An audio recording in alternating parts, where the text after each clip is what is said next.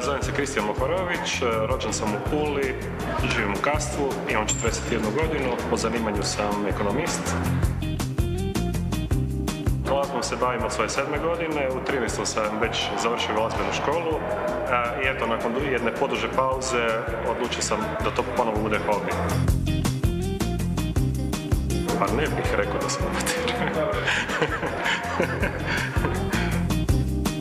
Ja bih te htio pitati...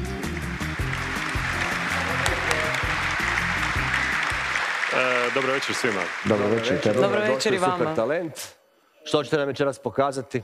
Pa evo, hobi mi je glazba i odsvirat ću svoj prvi singl, a zove se Frankfurt. Super, izvolite.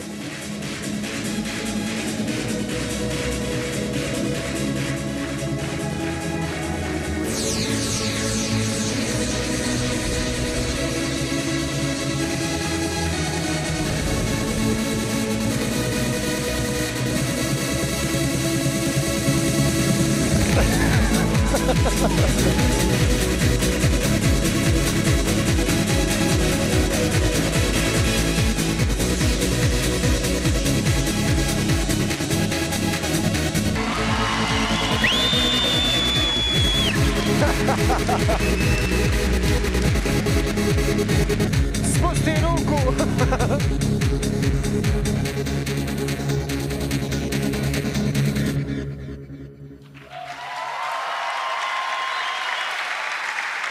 Teško je procijeniti koliko je opće ta glazba originalna, ali budući da glazba ima reakcije kod ljudi, da ih je digla na noge, možda je to stvarno u redu. Hvala lijepa. I sad imamo špicu za super talent. Da. Hoćeš nam dati prava? Jel smijemo mi to koristiti za špicu? Naravno. Tako da ja kažem da.